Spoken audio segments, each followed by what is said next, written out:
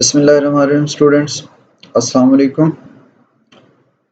Object oriented programming के lecture 19 में आपको वेलकम कहता हूँ।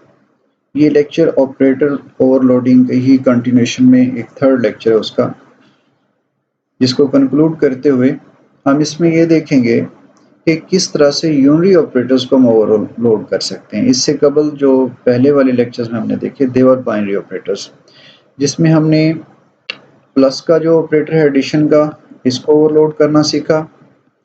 सब्ट्रैक्शन का जो ऑपरेटर है माइनस, उसको ओवरलोड करना सीखा। और लेस देन यानी रिलेशनल ऑपरेटर, लेस देन वाला जो सिंबल है उसको ओवरलोड कर किया। और फिर जो कंपैरिजन के लिए इक्वल ऑपरेटर है उसको भी हमने ओवरलोड किया। और फिर हमने इसको अप्लाई भी करके देखा कि किस तरह से हम मेन के अंदर इनको सभी को यूज़ कर सकते हैं। दो कॉम्प्लेक्स नंबर्स को इक्वल चेक कर सकते हैं, less than greater than check कर सकते हैं। तो इस तरह से ऑपरेटर ओवरलोड करने से हमारी जो अरिथमेटिक है, जो हमारी यूजर डिफाइंड डेटा टाइप्स हैं कॉम्प्लेक्स, उनकी अरिथमेटिक्स बिल्कुल वैसे ही होगी जैसे प्रिमिटिव डेटा टाइप्स जो हमारे इंटीजर फ्लोट हैं, बिल्कुल उसी तरह हम इक्वल ऑपरेटर यूज़ कर रहे हैं, उसी तरह प्लस और माइनस ऑपरेटर यूज़ कर रहे हैं, less than greater than equal, less than और ग्रेटर और इक्वल टू ऑपरेटर्स जो हैं वो यूज़ कर रहे हैं। तो कोड जो हमारा बहुत रीडेबल हो गया।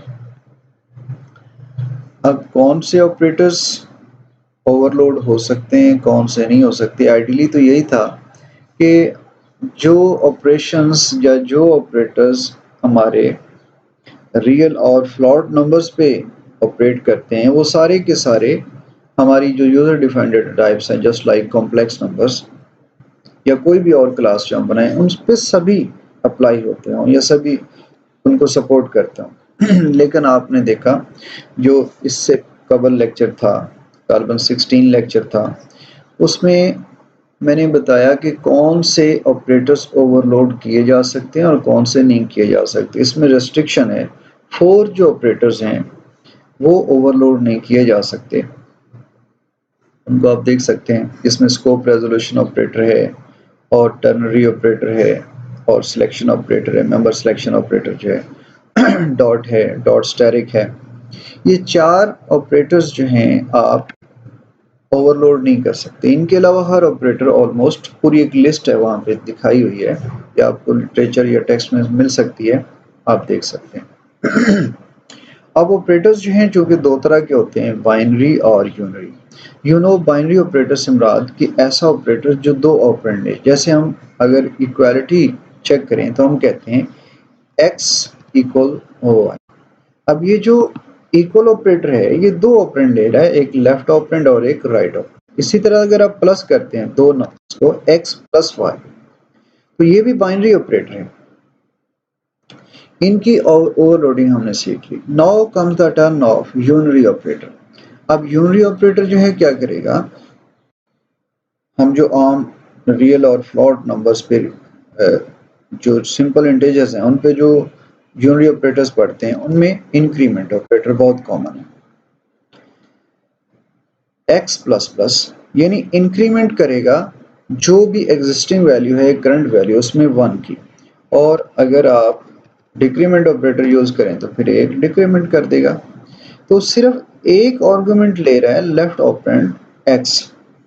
सो इस तरह से these such operators are called unary operators. तो इस लेक्चर में हम इंशाल्लाह यूनरी ऑपरेटर्स जो है उनको ओवरलोड करना सीखते हैं। ये first of all unary operator जो है वो ओवरलोड करते हैं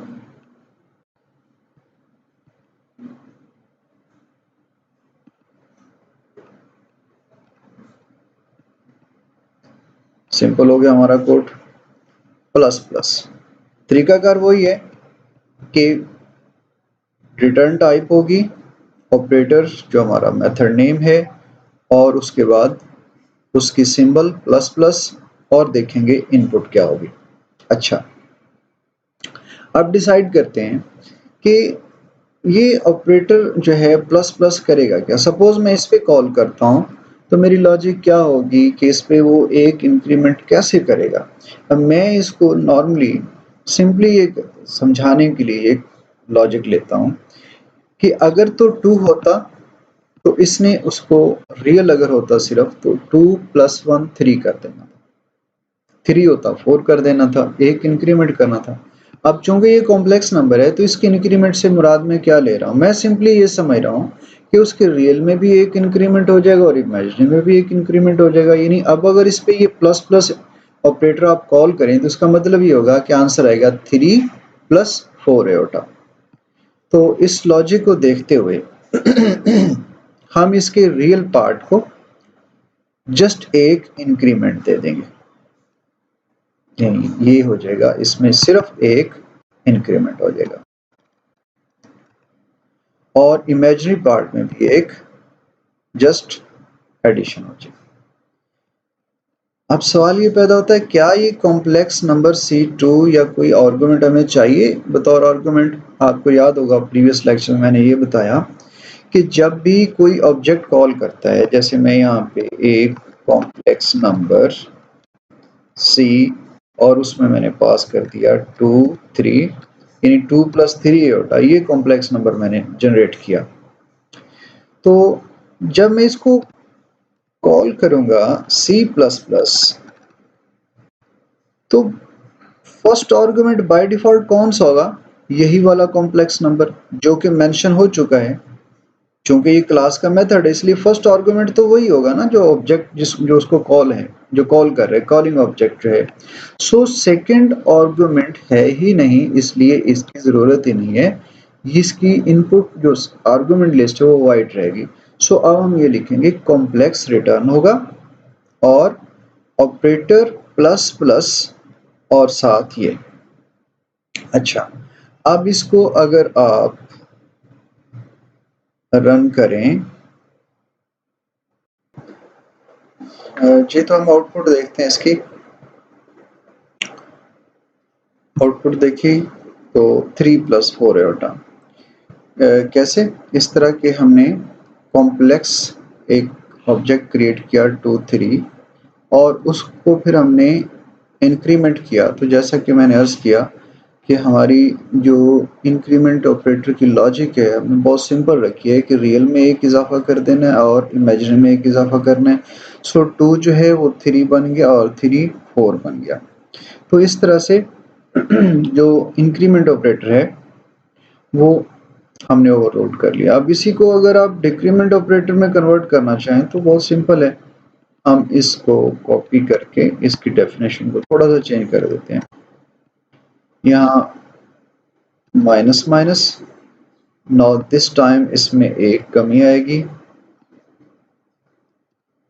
ओके, तो अब अगर आप यहाँ देखें पहले इंक्रीमेंट होगा, उसके बाद मैं इसको डिक्रीमेंट कर देता हूँ, डिक्रीमेंट करके फिर प्रिंट करवाता हूँ या 2 बार डिक्रीमेंट कर देता हूँ ताकि वाला डिफरेंस आपको लगे।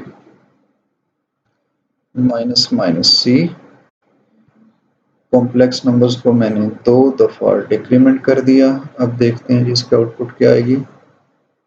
ओके, 3 + 4 एटा 2 3 से एक इंक्रीमेंट होने के बाद फिर इसमें 2 बार डिक्रीमेंट हुआ 3 2 1 4 3 2। तो इस तरह से डिक्रीमेंट ऑपरेटर जो है वो भी हमारे वर्क कर रहे हैं। हमने देख लिया कि किस तरह से हम यूनरी ऑपरेटर्स को भी ओवरलोड कर सकते हैं। अब यूनरी ऑपरेटर में एक और है, वो कि साइन इनवर्ट हम अगर करना चाहें, जैसे हमारे पास एक कॉम्प्लेक्स नंबर है 2 3, इसके ऊपर हम ये ऑपरेटर जो है वो अप्लाई करना चाहें -c। अब इसका क्या मतलब होगा? एक्चुअली वेरी सिंपल कि इसके हर रियल पार्ट को माइनस से मल्टीप्लाई कर देना है और इसको भी नेगेटिव बना देना है, यानी -2 और -3। और अगर यहाँ पे -3 हो तो आंसर आना चाहिए +3। तो अब अगर इस पे आप अप्लाई करते हैं तो आंसर आना चाहिए -2 + 3 एटा। लॉजिक मैंने समझा दिया, आप इसको इम्प्लीमेंट कर सकते हैं। अब हम इससे थोड़ा सा आगे बढ़ते हैं। अब हम जो बहुत ही कॉमन यूज़ होता है हमारे कोड को सिंप्लीफाई करने के लिए, जो हमारे प्रिमिटिव डेटा टाइप से इंटीजर फ्लोट पे, वो है प्लस इक्वल ऑपरेटर और माइनस इक्वल ऑपरेटर। बढ़ाएं हम कोड को सिंपल रखने के लिए। जैसे मेरे पास एक स्टेटमेंट हो c is equal to c plus 2 या c is equal to c1 c plus चले 2। इसको मैं कैसे लिख सकता हूँ? ये अगर रिपीट हो रहा है यानी एक ही ऑब्जेक्ट जो है वो अपडेट हो रहा है, तो मैं इसको यूं लिखूंगा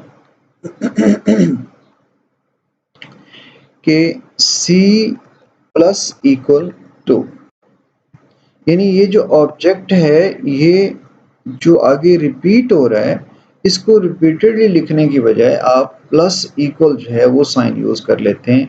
इसी तरह से माइनस में अगर यहाँ पे माइनस हो c is equal to c minus 2, तो इसको आम डेटा टाइप्स के लिए हम c minus is equal to 2, इसको भी हम अपनी यूजर डिफाइंड डेटा टाइप्स हैं उनके लिए ओवरलोड कर सकते हैं।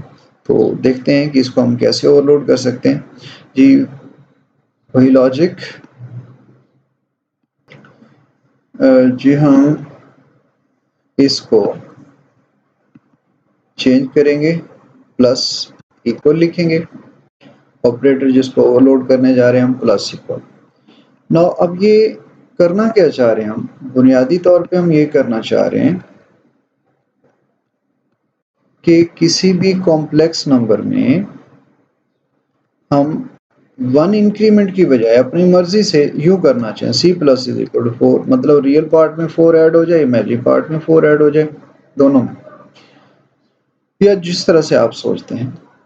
यानी सेकंड जो ये जो नंबर हम इंटीजर पास कर रहे हैं ये इंटीजर उस कॉम्प्लेक्स नंबर के हर पार्ट में ऐड हो जाए।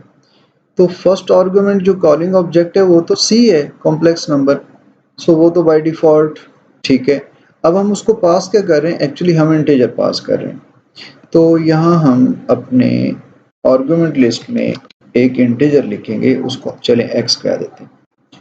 तो अब बाय लॉजिक हम ये चाह रहे हैं कि रियल पार्ट में ये आने वाली जो इनपुट है इंटीजर ये ऐड हो जाए, जितनी भी हम उधर से मेंशन करें मेन में, और यहाँ भी ये उसमें ऐड हो जाए। तो अब क्या आउटपुट आने चाहिए? 2 माइनस की बजाय हम 3 ले लेते हैं। अब हर पार्ट में 4 ऐड होगा, यानी 2 प्लस 4 6 और 3 प्लस 4 7, 6 प्लस 7 एवटा आंसर आना चाहिए। तो इसको मैं इंक्रीमेंट से पहले ज़रा एक बार प्रिंट करवा लेता हूँ,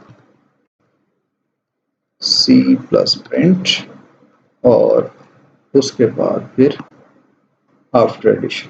जी ये हमारा ओरिजिनल कॉम्प्लेक्स नंबर था 2 प्लस 3 एटा, जब उसमें हमने 4 ऐड किया तो हर पार्ट में 4 ऐड होके रिजल्ट हमारे पास 6 प्लस 7 आयोटा है।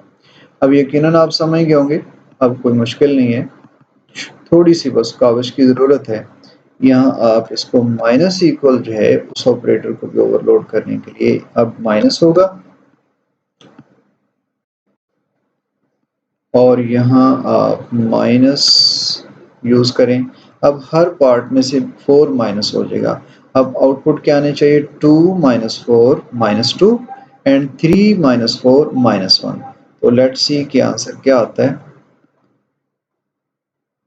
हाँ जी, एज एक्सपेक्टेड वही आंसर आया। इट मीन्स कि अब जो है हम इस काबिल हो गए हैं अल्हम्दुलिल्लाह कि कॉम्प्लेक्स डेटा टाइप्स जो हैं, जो कि हमारी यूज़र डिफाइंड डेटा टाइप्स हैं, उनके ऊपर हम मेंबर फंक्शंस और नॉन मेंबर फंक्शंस के ज़रिए भी ऑपरेशंस जो हैं बाइनरी और यूनरी ऑपरेटर्स जो है वो अप्लाई कर सकते हैं। और कोड को सिंप्लीफाइड रखने के लिए ऑपरेटर्स यानी जो बेसिक सिंबल्स हैं प्लस माइनस मल्टीप्लिकेशन डिवीजन, या इंक्रीमेंट ऑपरेटर्स के लिए जो प्लस प्लस और माइनस माइनस के साइंस हैं वो, या रिलेशन ऑपरेटर्स की जो सिंबल्स हैं less than, greater then, equal, not equal, इस तरह के जितने भी ऑपरेटर हैं वो सारे के सारे ओवरलोड किए जा सकते हैं। इससे हमारा कोड सिंपल हो जाएगा, रीडेबल हो जाएगा और ज़्यादा कन्वीनियंट हो जाएगा यूज़र के लिए। अपना ख्याल रखिएगा। Thank you so much. अल्लाह हाफिज़।